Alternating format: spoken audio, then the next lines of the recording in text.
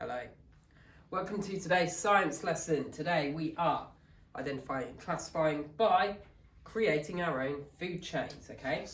So last week in science we looked at food chains, we sort of started to understand what they are, how they work.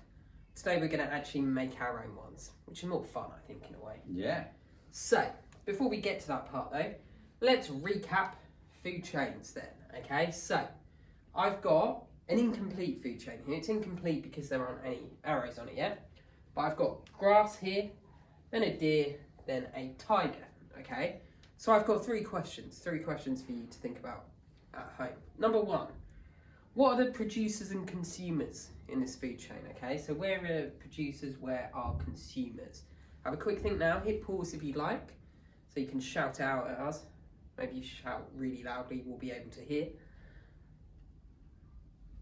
Okay, so producers and consumers. Okay, so what makes something a producer is that it produces its own energy. If it's a consumer, it gets its energy from eating something. So, Mr. Fenn, what is the producer in this food chain? Well, grass. Absolutely. It takes sunlight. Yep. Photosynthesis. To produce energy. Absolutely right. Yep. So you don't see grass going around eating something, do you? It doesn't get its energy from eating animals or plants. It gets it from the sun. So the grass is the producer. However, the deer and the tiger, they don't photosynthesize. They don't get their energy from the sun. They get it from eating, right? So the deer eats the grass. Yep.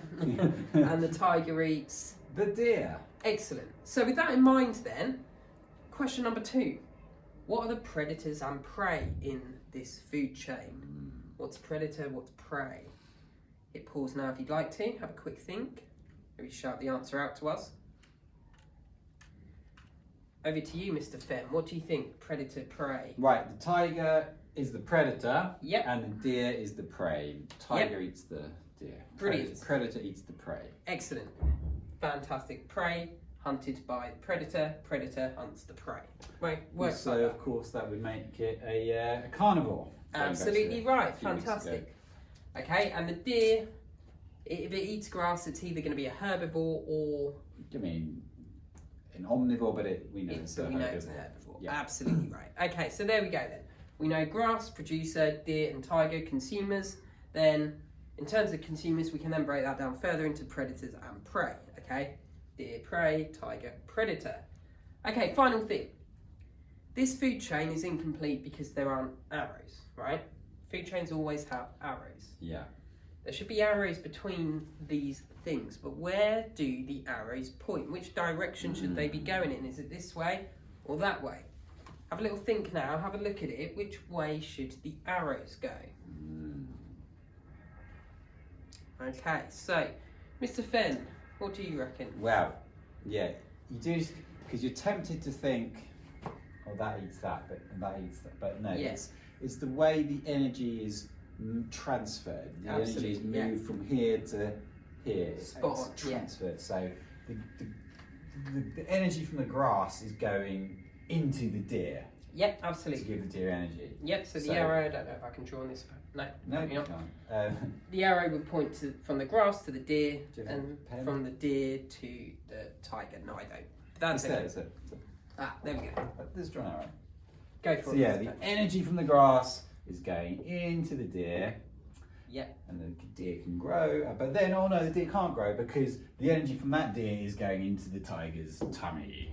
Yep. And then the tiger can grow and move and things like that. Yep, fantastic, okay. So that arrow, energy transfer, or even quite simply looking at food chains like this, just eaten by, is fine for you guys at home to remember. Yeah. Grass, eaten by, deer. Deer, eaten by, tiger. Okay? So that is a food chain then, okay? You start with a producer, and then you go to maybe a herbivore or an omnivore, and you're going to end up at a carnivore, aren't you? Something that eats another animal, so a predator, okay? So, your job today then, now we've got the theory bit out of the way, we want you to make your own food chains, okay? So in your resources today, I've sent you a list of marine animals, and plants of course, that you could use for this, okay? Now what I would say, Mr. Fenn, these don't have to be 100% accurate. okay? They just have to be plausible food chains, all right? They have to be something that in theory works, okay?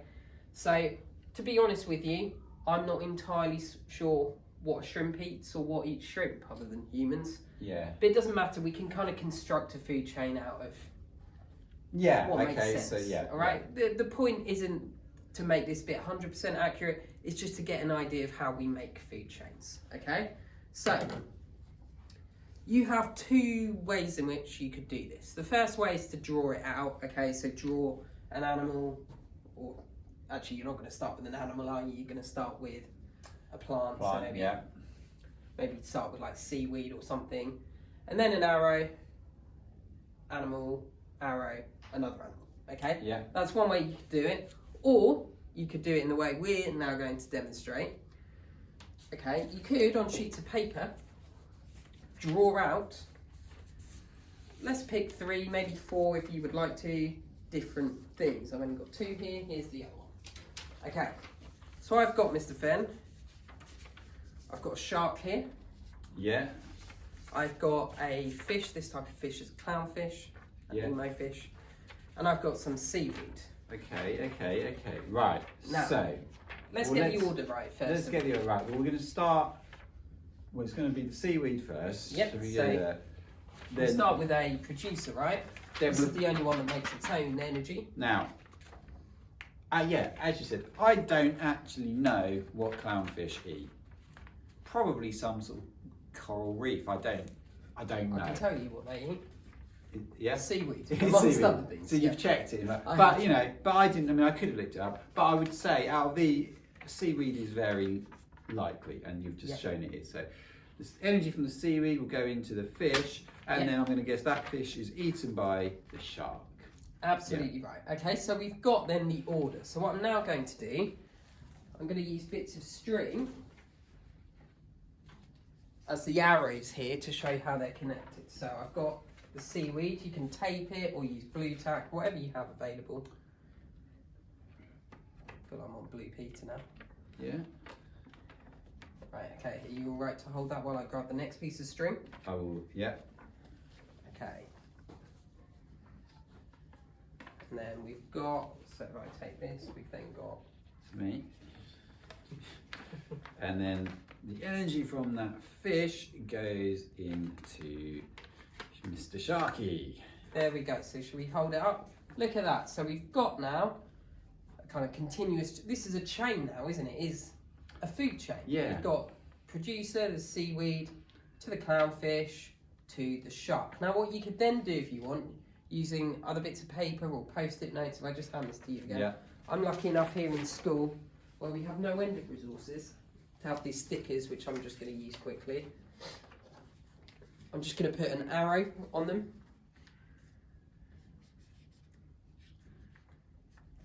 You've gone for the highlighter there, Mr. Lake. Yep, I just went for the first thing available. Yeah. So, put that there. Okay, so the arrow helps to show us the direction. It would if it didn't energy fall is off, moving. Mr. Fenn. Okay, no worry. We can fix that. Okay, and then... Okay. Oh, stuck my thumb to it. There we go, lovely. Okay. One there. Excellent. Brilliant. Okay, so we've now got a food chain there. So we've got the seaweed, the arrow showing that energy is transferred or that it's eaten by the clownfish. And the clownfish, we've got an arrow showing that the energy is transferred or it's eaten by the shark. Okay, we've got a working food chain. Okay, and it looks pretty cool too. Yeah. Until I think that's time. Well, my arms were hurting anyway, so let's. yeah, now obviously if you use tape that won't happen, but we wanted to do it quite quickly, so we used blue tack. So your job then today is to create your own food chains at home. You could do it just by drawing them on a sheet of paper, or you could take that route, use a bit of string, a bit of paper, a bit of sellotape or blue tack, and make your own physical food chains, okay? Those animals you can use, or you could even use some other ones that you can think of. Have fun making this though, and we'd love to see the food chains you make. Thank you for watching.